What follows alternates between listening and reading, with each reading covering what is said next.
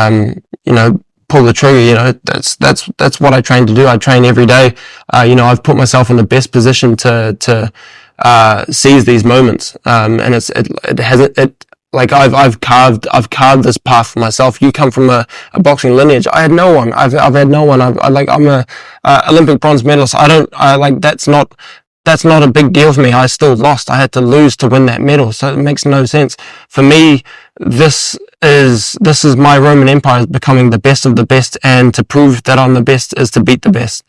You are the best, dude. You are the best. And I take my hat off to you, because I've never been so obsessed with achieving a goal, and you need Hey, what's up? This is Antonio. Welcome back to my channel. Know who's ready for some fighting words. In this video, I want to talk about the face-off between David Nyika versus Jai Opetaia. Really quick, if you like the videos, please take the time right now, subscribe to the channel. It only takes one click. And if you could, please hit the thumbs up button, because it does help. It shows love and it supports the channel.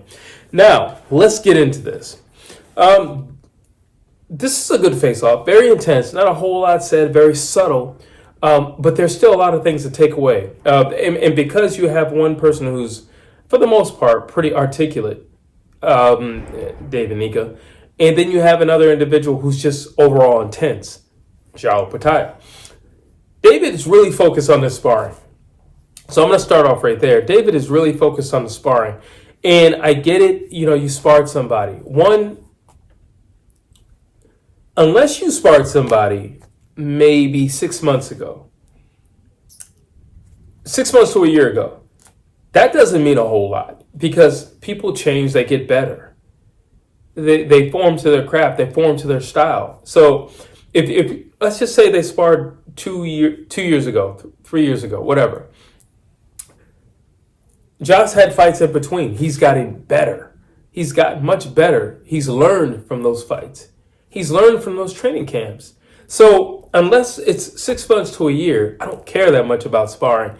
And Jai overly said, I don't really care that much about sparring. Because Jai was saying, let's have a fight. You're focused on sparring. Here's the thing about sparring. Sparring is there to make you better. Especially if somebody is, you know, somebody in boxing, like a title holder or whoever, but just somebody. And you come in, you're coming in to help me. You're like, maybe I don't do very well with southpaws, so you're coming in to help me. Maybe I don't do well with pressure fighters, so you're coming in to help me. Maybe I don't do so well backing up. Maybe I need to sharpen up on cutting off the rein. That's why you're here. But we're not here to kill each other in the ring, because we're sparring partners. I'm paying for your room and board. I brought you into my camp. And even if it isn't a camp thing, I'm not trying to hurt you and you're not trying to hurt me. There's no money on the line right now. We have gloves that are much bigger on. You know, there's 10 ounces, and then you have maybe the 14s, the 16s that these guys are probably wearing. So what are you talking about? It's just different. There's headgear. It's just different. It's not the same thing. Not to mention, there's a crowd of angry people screaming, kill him, kill him, kill him. It's totally different. There's lights that are shining on you. And, you know, like, you might have your family there. You might have your fiance right there. You might have your mother right there. You know, your mother's covering her eyes because she can't bear to see your son getting hit. Like, so it's not the same thing. I understand what David's saying. And another reason why I respect what he said, because I gave you the con. I'm going to give you the positive to what he said. Sometimes you just have to take whatever you need to build yourself up. Because it's not like he has a ton of experience to build himself up. It's not like he's done 12 rounders before, which he hasn't. This is his first 12 rounder. So you need to find whatever you need to find, so that when you look in the mirror in the morning and you're brushing your teeth and you're saying, I can do this, or can I do this? You have an answer to get back to yourself. Yes, you can. You want to know why? Because remember the last sparring you guys had? When you hit him and you got him with that body shot, he didn't fall, but he went, and he tilted over, and then he backed off a little bit. And every time you got close to his left side, he didn't want any part of you.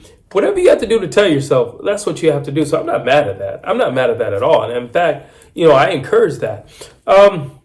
Now, this is the first time David's going to be going over 5 rounds. And, you know, it's funny because Ja was saying, "I know I can knock you out. You're assuming you can knock me out." And then David was also saying, "Well, I know he's tough. I know how tough he is. Remember that broken jaw from Ja?" And he pressed on. Yeah, well, I know I can knock you out. So the same way you were in sparring, and maybe you clipped him in the rib, and he didn't want you coming on his left side. Maybe he's thinking the same thing about you. Like, yeah, but you know what? And this was a common thing with Ja. He wasn't saying it, but he kind of did say it. Well, actually, he did say it. But he was saying, you don't like to get hit. Okay, fine. You feel whatever you felt from that sparring. But what I took away from the sparring was, you don't like to get hit. You're a point fighter. You're a boxer at heart. You don't like to get hit. And I know because I'm the champion, and I know because I've done 12 rounds before, multiple times, that sometimes this boxing match is going to turn into a fight. It's going to turn into a fight. At some point, at some stage, it's going to turn into a fight. Maybe there's going to be a cut and there's going to be blood. And it's going to trigger something in me or it's going to trigger something in you. But it's going to turn into a fight. We're going to get more tired as the rounds go on. So guess what? We're going to be a lot more stationary. It's going to turn into a fight. Guess what? You're going to be hitting me. I'm going to be hitting you. We're both going to be accumulating points. It's going to turn into a fight. And then what are you going to do? Because I know from the sparring we had, you don't like to get hit. You would like to preserve yourself. Yeah, it's something to think about. And Ja just said, I know I can knock you out. I know I can knock you out. I could press you. I know I can knock you out because I was in that sparring too. The same way you gathered intel on me, I was gathering intel on you. Because the same way you've been looking up to me and admiring me, as David said about Jai Opetaia, well, guess what? After that spar, same way you took something home from me, I took something home from you. And I thought to myself, I'm probably going to see that guy again. I'm probably going to see him sooner than I think. He seems pretty promising. David saying, well, I prepared for you. And Ja said, in return, I prepare for everybody. So I thought about that and I asked myself, which is better? To prepare for everybody or to prepare for a particular person? And I have to say, I think it's equal because, fights are unpredictable and styles make fights. So, like, you look at Gatton and Ward. Who could have predicted that was going to happen that night? Nobody would have predicted that's going to happen. Look at Hurd and Lara. Who would have predicted that was going to happen that night? Because Lara's not a flat-footed fighter. So who would have predicted that was going to happen that night? We know Lara's a faster fighter. Who would have predicted that was going to happen that night? And who knows? David Nyika could be the guy that after this fight, everybody's saying, who could have predicted that was going to happen? I mean, dude's never gone past 5 rounds. Look what he just did.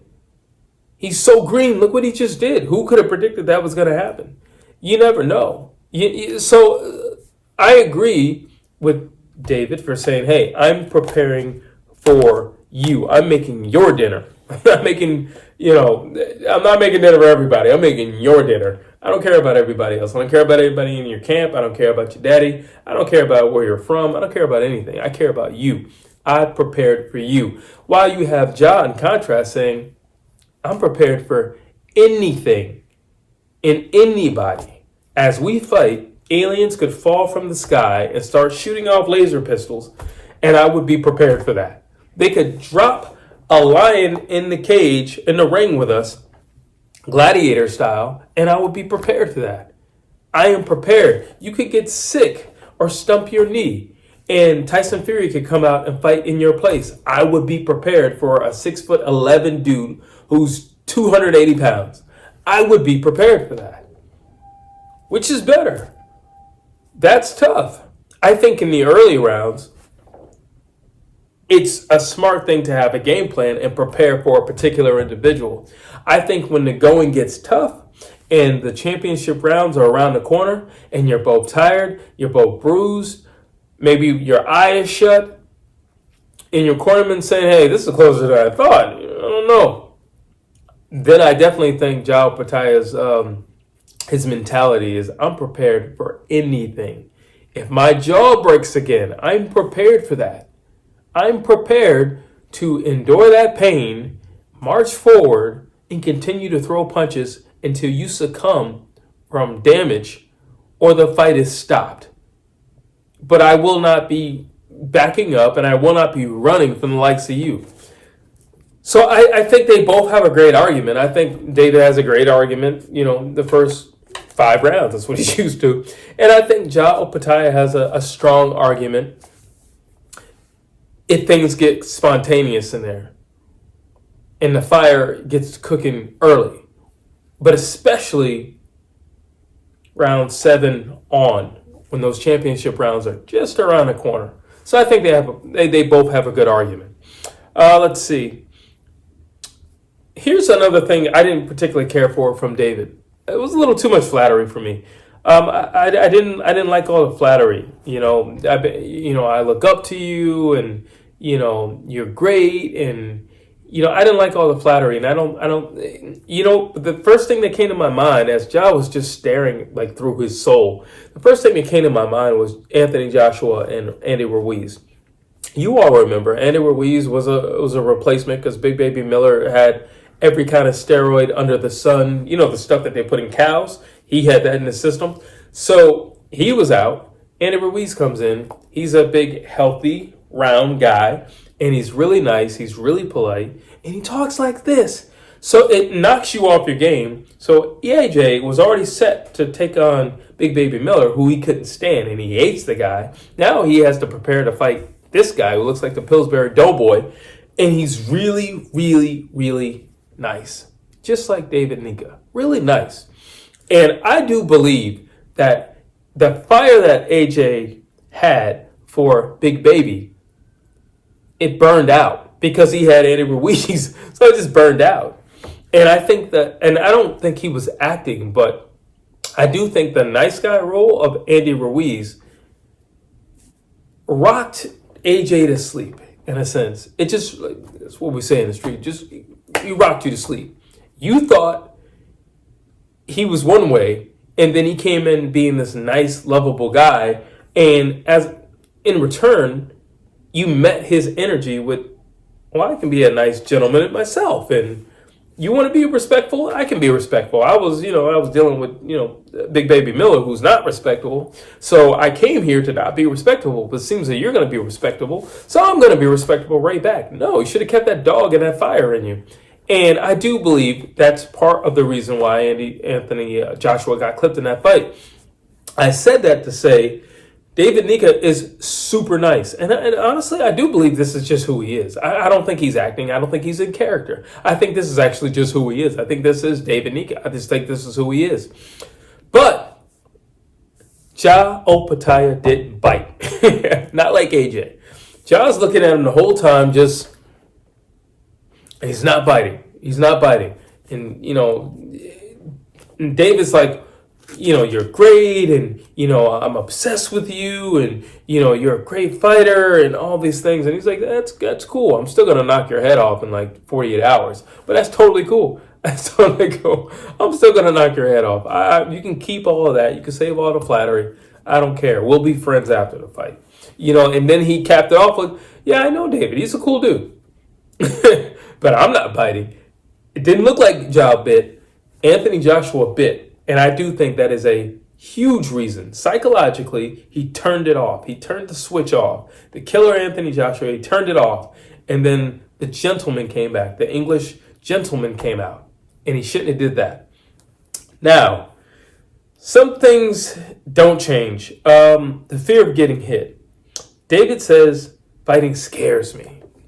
But that's just what Jai Opetaia said in the beginning of the clip. He said, you don't like getting hit.